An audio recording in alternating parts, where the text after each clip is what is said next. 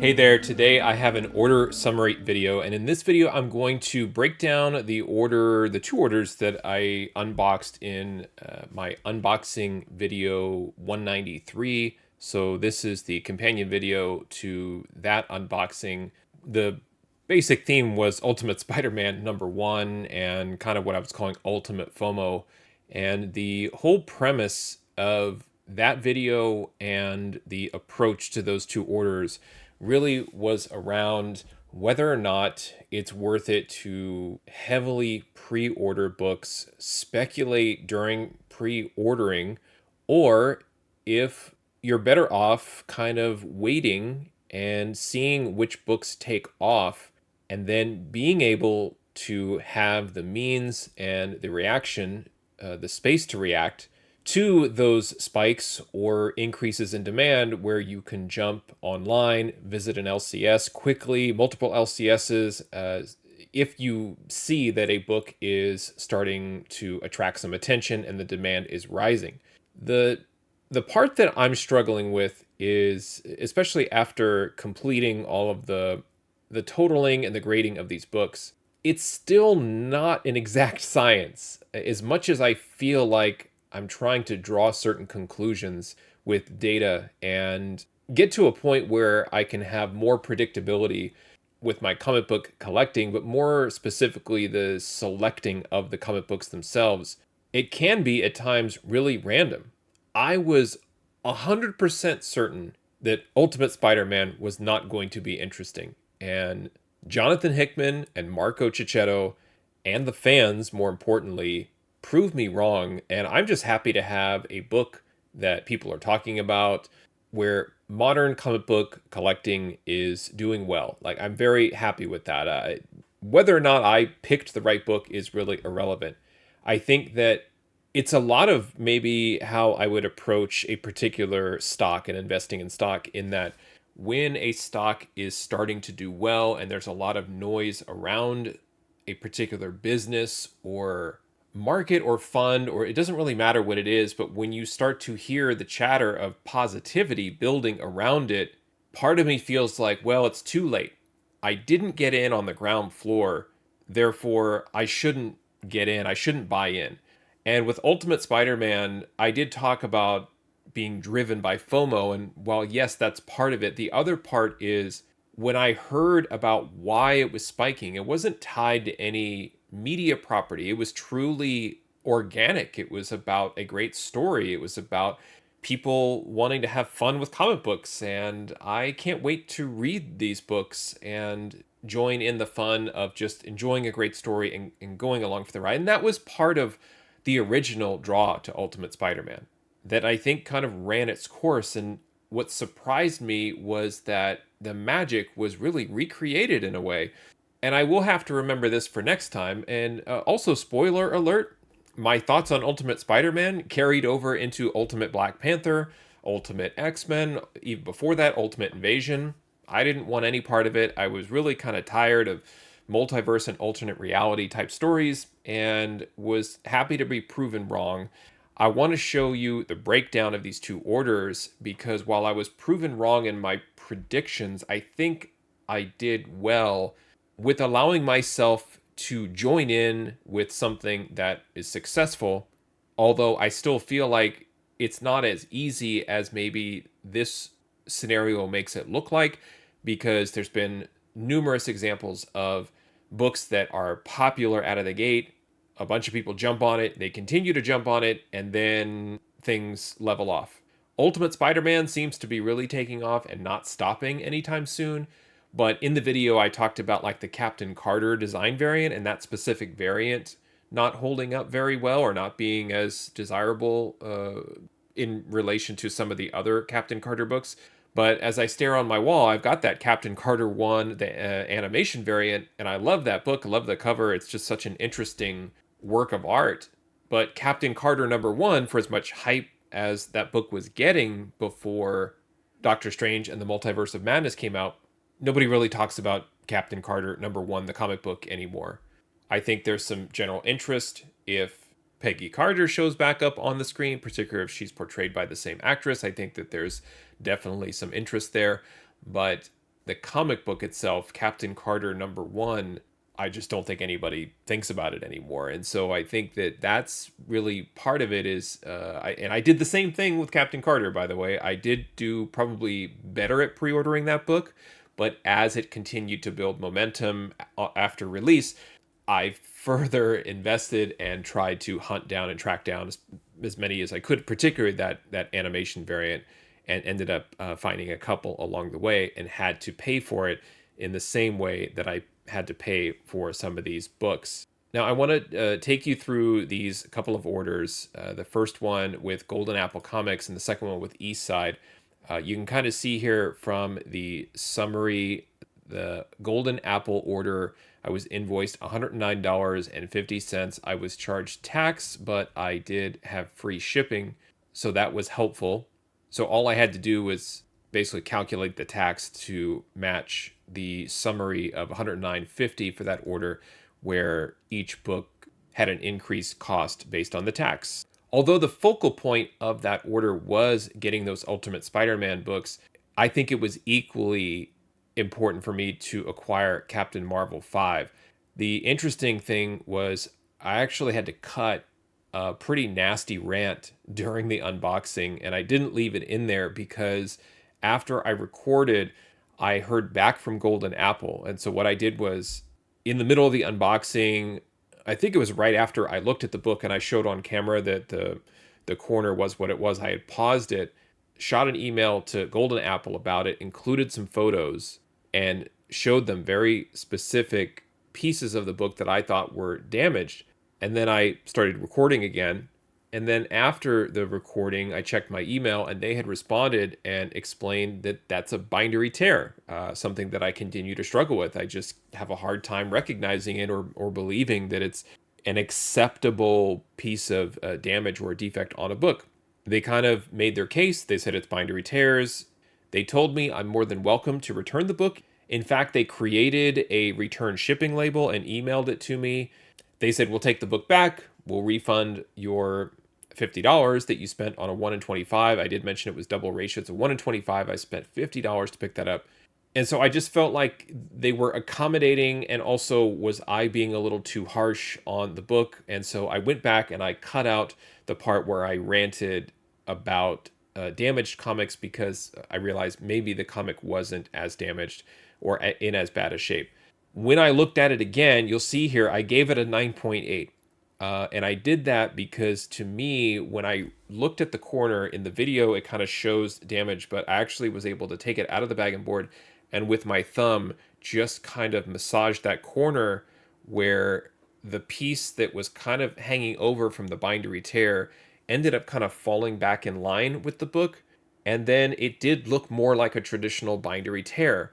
This is a book that has really taken off in value. You can see here, if you've been cheating and looked ahead in column U, the cover price fair market value of this book is $167. I thought I was overpaying for $50 on this book, but I really wanted to kind of keep building on the Dodderman character iteration covers. And I figured this is going to be one of those books like I think it's the Rogue version. That's also an incentive. Difficult to find, worth hundreds of dollars now. I don't know if I'll be able to track that down without paying top dollar. And I felt like this is going to be another situation, and I wanted to get it at more of a reasonable price than paying $150 to $200 for this book raw.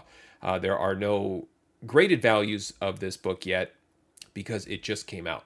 But I gave it a 9.8 because my decision engine will not effectively tell me to pre-screen it unless I give it a 9.8.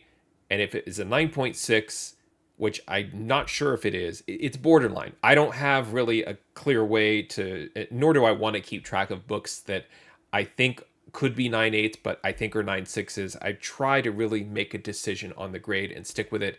And so that's why I gave it a 9.8, because I do plan to send it in a future pre-screen. Now that is Captain Marvel #5. The rest of the books, except for the freebie, the Spider-Gwen Shadow Clones book that I don't really want. It did end up being a 1 in 10, but it has no value and has weird creasing on the front cover, almost like it's a twisted crease at one point. I think it could be pressed. It's not a book I want. I'm not a huge Peach Momoko fan. I think some of her current covers are not as great as the covers for when she first broke in. Nevertheless, I gave it a 9.2. I did indicate that it could be pressed, but I'm going to try and move on from that book. It's not a book that I want to keep in my personal collection. It's unfortunate because the East Side comics in general came back in a very nice high grade, and so this 9.2 is kind of dragging it down. It's a little unfair, I understand that, but if you're going to send me a free book and it's not even a 9.4, then overall I'm going to ding you. And again, I'm looking at the broader picture here. 192 is not going to pull down East Side Comics if the rest of the books are 9896, not just in this order, but in many orders. So I had an average grade in the East Side of 9.675. And again, just to kind of level things off, it's a little unfair because I got a slab from them already graded 9.8, and I just take the average of every grade, whether it's raw or slabbed, because I feel like in the long run, it all evens out. So I'm not really trying to sweat it too much. So besides the Shadow Clones and Captain Marvel, the two orders really were centered around Ultimate Spider-Man #1, and the question still is, even though I paid either double ratio, at ratio, triple cover, quadruple cover, was it worth buying in after I realized I missed out on getting the books at cover, at ratio, or pre-ordering, at 25 to 40% off ratio? And the basic, straightforward answer is yes, it was worth it. Completely worth it.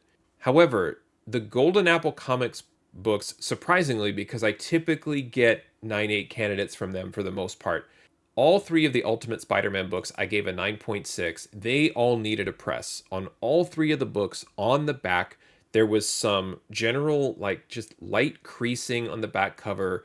It looked almost like if the books were just kind of in a messy pile and smashed together. It just had weird indentations on the back cover. It was very light, but to me, if I were to send those in as is for a pre-screen, I feel like it's a flip of a coin as far as whether or not they get a 9.8. And so I did indicate that those probably would benefit from a quick press to bump them to a 9.8. And what was interesting is because of the amount I paid for Ultimate Spider-Man #1, the Campbell variant, as well as the Torque variant, paying $15 each for the Campbell and $20 for the Torque, because it needs a press, my decision engine told me not to send them in for a press, even though there is some value in a 9.8. But my evaluation was basically saying it's not worth the risk at this moment, particularly just because I paid so much. So I'm already kind of buying in for $15 or $20. And even if I did get 9.8s on those, you're talking about the cost of pressing, the cost of slabbing, and then also the potential cost of the pre-screen if the book doesn't get the 9.8, and there's just too much money involved and too much risk. The Captain Marvel, even though there's not a 9.8 CGC fair market value on this book already, the cover price fair market value is so high that my formula is telling me that is a pre-screen. Now, if we look down at the east side, you'll see a number of 9.8s, and I was very happy about that and very fortunate. And you can see that, yes, already, because Ultimate Spider-Man #1, it's been out for a little while, but also because it's been red hot, a lot of people are submitting it in for grading. Ultimate Spider-Man #1, let's start with was called the Sad Lemon Comics Edition, even though I got it from East Side. It's one of those where it feels like one store kind of takes the lead and it's officially branded as an exclusive for that store, and then other stores are allowed to get some copies of it and either resell it, sell it on their behalf. I don't know how the store affiliations really work, but that's why I was a little confused myself, the fact that it said Sad Lemon, but I bought it from Eastside, and Eastside had provided these like certificates of authenticity and everything, and then it didn't have any mention of Eastside Comics on it. So the first two, I ended up paying $40 each for those, and my thinking behind that was, if people are paying already like $60 to $75 for cover A, here's a store exclusive just sitting there for $40 where it's a limited edition, limited to 600 copies. I don't know what the print run is on Ultimate Spider-Man #1 cover A, but it's probably more than 600 copies. And so my thought was, okay, let's go ahead and do this. You'll also take note here in column H under the discount column. I got a 10% off discount, and I highly recommend any of these stores where there's a box for a discount code. Search around. I don't care if it's a YouTube channel or a blog or something. There's typically somewhere where someone has a referral code of some sort or a coupon code that is linked back to some influencer or something, and I was able to get 10% off. So my total buy-in, I did have to pay $22.95 shipping from Eastside. I think most of that is because I included a slab, so the shipping distribution was kind of high for some of the books. But still, if I were to include shipping for each of the books minus the 10%, it's still less than the list price of $40. So the $40 book I got for $38.86, and cover price has that book at a fair market value for a raw copy at $121 and a 9.8 at $168, which I'm thrilled about. That's 3x for a raw and 4x for a graded copy. If you're wondering what I paid for the slab, I paid $110 for it. Again, I got 10% off, and then distributing the shipping equally actually helped the total cost of this book. $101.86 for that slab, which is a lot for a brand new book. I understand that. But again, my thinking was this book's on the rise. I could see it maybe settling in around 125 or 150. And it, in fact, has a fair market value right now of $168. And I love the cover so much so that I already threw it up on my wall. I think it's just super cool. It's nostalgic. The title's hot. It's good timing. And I'm happy to have it. The Marquez Virgin 1 in 100 was interesting. I paid $88.36 to acquire that book. It has a raw fair market value of $107. I graded that a 9.6. I think it can be pressed. Same sort of issues, just some light creasing on the back. To me, it's not a perfect 9.8 candidate. It needs a little help. But if I were able to get that book in a 9.8, it also has some value. According to the research that I did, even in a 9.6, it looks like it's selling for $190. I think people are just like, it's a 1 in 100 of a hot book.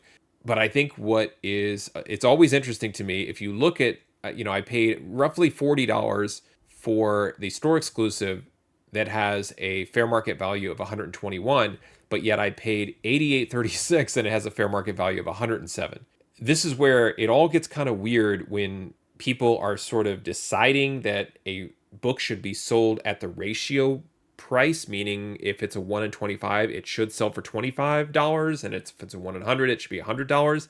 To me, that's a little just strange. It sounds made up. There's no real analytical reason for that. It's just, I think, what everyone sort of decided is fair because the number, it's easy to think like, oh, a 125 seems kind of rare, so it should be $25. But you can see once the book gets graded or gets into the aftermarket, the actual ratio and that, like, what should it be in terms of rarity or print run, it's just random. It all comes down to whether or not somebody wants the book. Another kind of interesting book was the Marco Cicchetto Design 1 in 10. I paid $7.49. And again, let's jump down to the Tony Daniel one as well. I paid, quote unquote, under ratio, right? So I should have paid $10 and $25 for those respectively. And I didn't. I paid under just because those were not as hot as soon as the book started to spike. Everyone was scrambling to get the other Cicchetto variants with the Black Suit Spidey, Spider-Man 2099, and the other ones. The design and the 125 were not as popular right away. I mean, since then, now all of the books are sold out and everybody's grabbed them. But I was able to get these for, I think, a really good price. And the two design variants and the 1 in 25, I pre-screened myself at a 9.8. And there are CGC values on these, $71 for the 1 in 10 and $110 on the 1 in 25. So that 1 in 25 is doing a lot better now than it was really that first week when people were realizing that this book and this title was about to take off. So that's the kind of summary with where I'm at. If I move a little bit to the right here to show you some of the totals, if you look at the total cost of the two orders, a pretty significant investment. You're talking about around $420 of investment across the two orders. But from a raw value perspective, adding the two orders together, I've added about $400 of raw value to my collection because I went ahead and took the plunge. So I don't believe necessarily I spent the 400 to add 400 in terms of like trying to say that you have to spend that much money. I could have simply bought one or two of these, maybe one of the exclusives, and it still would have been a significant increase, relatively speaking. So this is kind of feeding the theory of wait until a book takes off and be ready to react when it does, because then you can kind of add this level of value as the book is rising. You can kind of go along for the ride. It doesn't always work out, but in this case, this is what happened. The CGC value is a little tricky here because the books are new, but Ultimate Spider-Man does have some graded value. And for whatever reason, the 9.6 is coming back for $2. Sometimes this happens with my formulas, and I don't know exactly why. And I have to check the math. It really should be zero. And if it was zero, then you would see that the CGC value would also change to zero. And then you would see that if I were to send all of these books off to CGC that I knew had CGC value, meaning I would exclude this 9.6 and I would exclude the shadow clones, adding $343 of value for the East Side Comics order, $0 for the Golden Apple because of what I paid for those open order variants. And then lastly, just to kind of show you what the ultimate decision is here, if I am moving to figure out what do I really want to do with the books, I'm going to follow this, hopefully. I'm trying to stay true to the methods and stick to the plan and let the data decide for me and not get too emotional. Like, for example, if I were to emotionally decide what to do, I would send those J.S. Campbell variants to a presser to smooth them out to get a 9.8. But because of the grade bump you see here, the grade 1, 2, 3, there's obviously only one grade up. So a 9.8 of this book is $75. But for the $15 investment, the pressing, the grading, and so forth, the shipping, it ends up not being as profitable and not much of a value add as you would think. Therefore, the decision is to hold the book.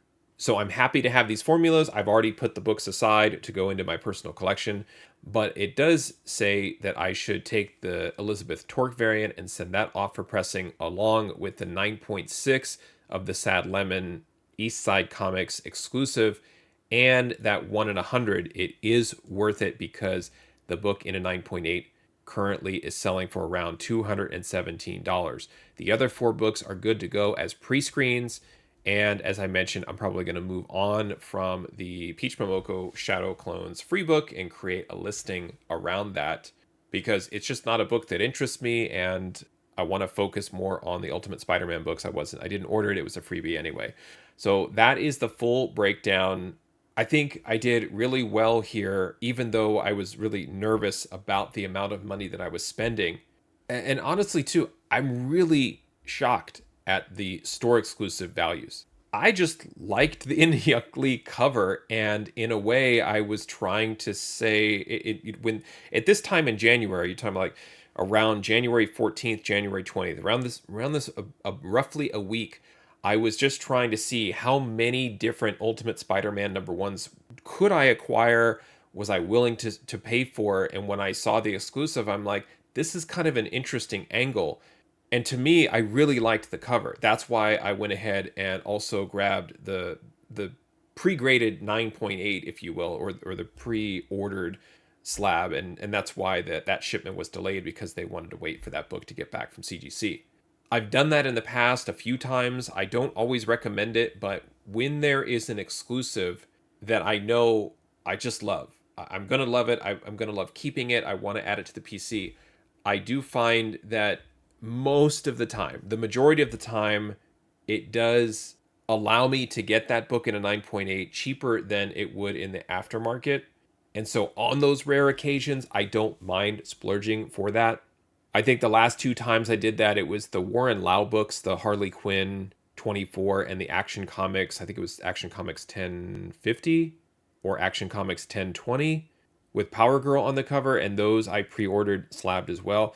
And the value of that 9.8 as well as the raw, the raw of Ultimate Spider-Man number 1 store exclusive being $121 right now is crazy. I was thinking and hoping that maybe it gets over 50 bucks. And that's why I thought like getting it for 40 would be pretty good.